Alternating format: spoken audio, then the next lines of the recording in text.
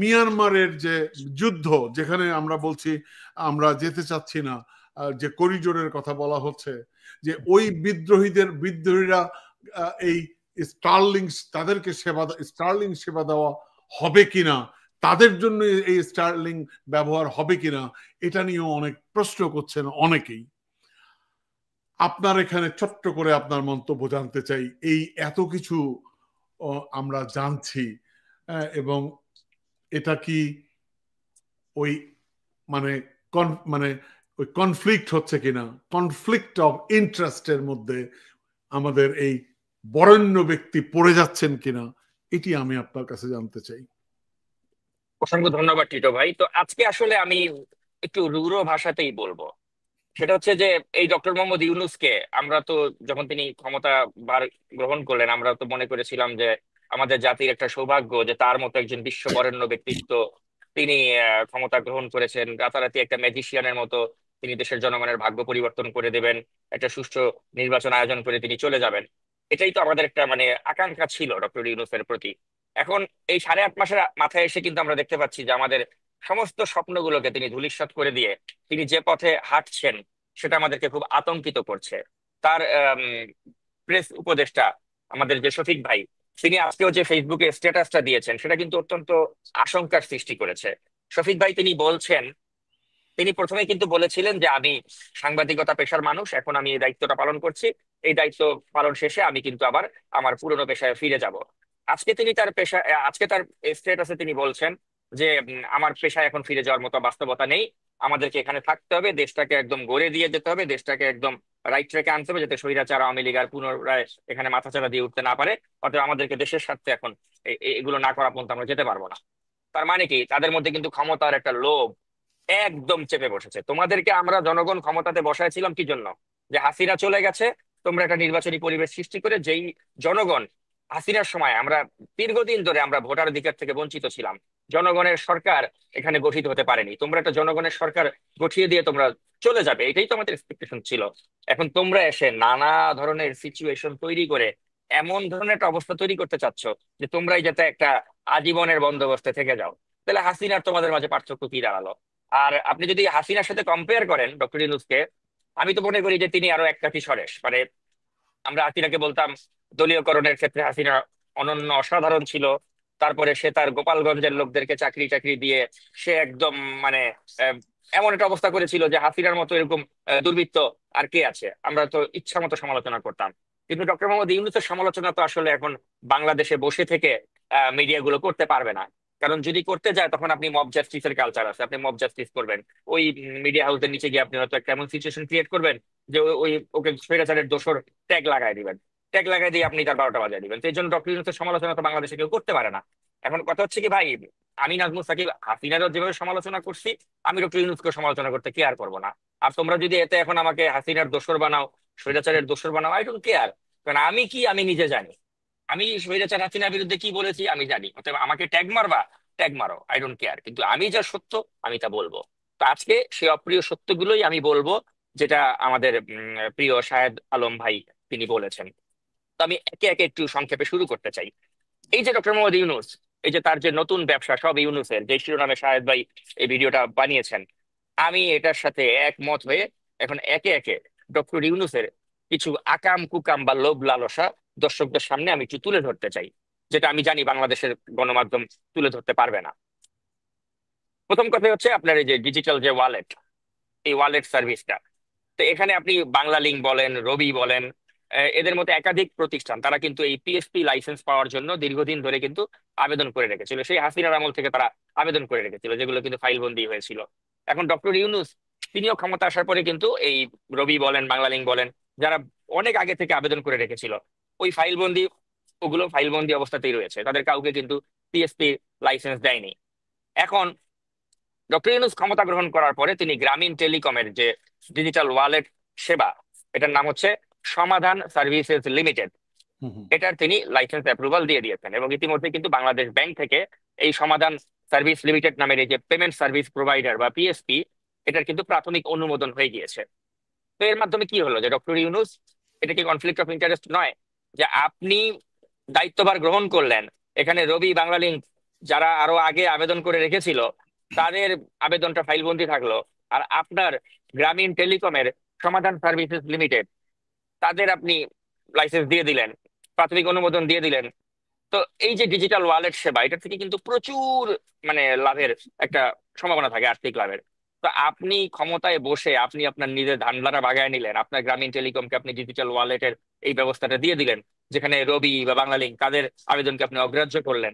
তার মানে কি দাঁড়ালো? যে আপনি এখানে ক্ষমতায় বসে আপনিও আরেকটা হাসিনা হয়ে গেছেন, যে আপনিও হাসিনার মতো আপনি আপনার নিজের আখের গুছিয়ে নিচ্ছেন। এবং সেজন্যই আপনি এই ডিজিটাল ওয়ালেটের যে সার্ভিসটা, এটা সবার আগে আপনি গ্রামীণকে দিলেন, যেখানে আপনি উপেক্ষা করলেন বাংলা লিংকে, উপেক্ষা করলেন অন্যদেরকে।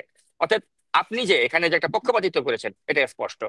এবার হুম। আমি দ্বিতীয় প্রসঙ্গে আসতে চাই, যে আমাদের দেশে যে আদম ব্যবসা যেটা আপনি বলছিলেন, যে জনশক্তি রপ্তানির সনদ, এই ডক্টর ইউনূসের সরকার ক্ষমতা গ্রহণ করার পরে এই জনশক্তি রপ্তানির যে একটি মাত্র লাইসেন্স দেওয়া হয়েছে, যেটা অন্তর্বর্তী সরকারের এই প্রধান উপদেষ্টা ডক্টর ইউনূসের মালিকানাধীন প্রতিষ্ঠান গ্রামীণ এমপ্লয়মেন্ট সার্ভিস লিমিটেড তারা পেয়েছে। এবং প্রবাসী কল্যাণ ও বৈদেশিক কর্মসংস্থান মন্ত্রণালয় থেকে জানুয়ারি মাসে মাসে যে লাইসেন্সটা দেওয়া হয়, এটা এই গ্রামীণ তাদের এই মালিকানাধীন এই গ্রামীণ এমপ্লয়মেন্ট সার্ভিসকে দেওয়া হয়েছে।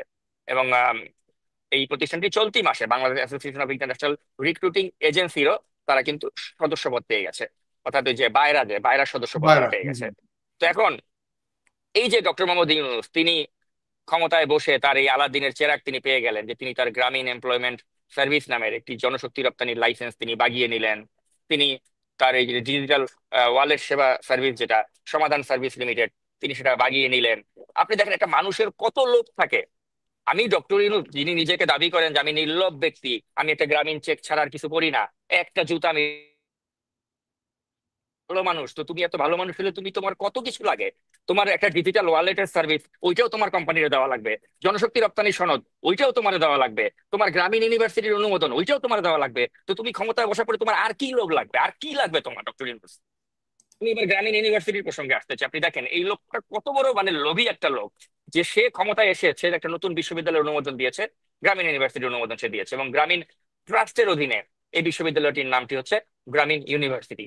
এবং এই বিশ্ববিদ্যালয়ের বোর্ড অফ ট্রাস্টিজের সদস্য হিসেবে আছেন ডক্টর মোহাম্মদ ইউনূসের ছোট ভাই মোহাম্মদ ইব্রাহিম, এবং প্রধান উপদেষ্টার কার্যালয়ের এসডিজি বিষয়ক প্রধান সমন্বয়কারী লামিয়া মোর্শেদ। তো এখন আমার কথা হচ্ছে যে একটা মানুষ কতটা লোভী হতে পারে আপনি চিন্তা করে দেখেন, যে আমার একই সাথে আমার ডিজিটাল ওয়ালেট সেবা ওইটাও আমার লাগবে, আমার জনশক্তি রপ্তানি সনদ ওইটাও আমার লাগবে, আমার একটা ইউনিভার্সিটির অনুমোদন ওইটাও আমার লাগবে, আর কি কি লাগবে? এখানেই স্টার্লিং। তো শেষ না। স্টার্লিং। স্টারলিংক লাগবে, হ্যাঁ। এখানেই তো শেষ না টিটো ভাই, এখানে যদি শেষ হইতো তাহলে তো ভালো, মাত্র তো শুরু। আমি আরো বলি আপনারে, এই যে সরকারের স্বাস্থ্য এবং পরিবার কল্যাণ উপদেষ্টা কাকে করা হয়েছে? নূরজাহান বেগমকে করা হয়েছে, যে নূরজাহান বেগমের এই সংক্রান্ত কোনো অভিজ্ঞতাই নাই। এখন এই নূরজাহান বেগম তার যেহেতু গ্রামীণ ব্যাংকের সাবেক পরিচালক, এই কারণেই কিন্তু এই যোগ্যতার ভিত্তিতে তাকে আপনি স্বাস্থ্য পরিবার কল্যাণ উপদেষ্টা বানিয়ে দিলেন। এবং আপনি দেখেন যে ইউনুস সেন্টারের নির্বাহী পরিচালক লামিয়া মোর্শেদ, তাকে প্রধান উপদেষ্টার কার্যালয়ের সিনিয়র সচিব পদমর্যাদায় এসডিজি বিষয়ক একটা প্রধান সমন্বয়কারী হিসেবে তিনি নিযুক্ত করলেন।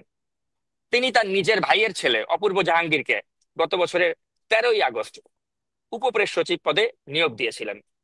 পাশাপাশি আপনি দেখেন যে স্বরাষ্ট্র মন্ত্রণালয় সংক্রান্ত যে উপদেষ্টা তার রয়েছেন, সে হচ্ছে আপনার এই যে খোদা বক্স। এই খোদা বক্স কে? এই খোদা বক্স হচ্ছে তার ওই চাটগাইয়া ভাই, চট্টগ্রামের ভাই।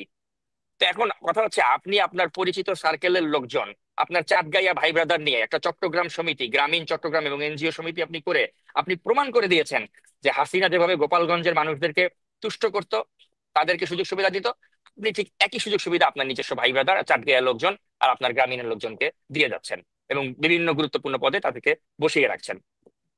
এখানেই শেষ নয় টিটো ভাই, গ্রামীণ ব্যাংকে সরকারের মালিকানা 25% থেকে কমে 10% করেছেন।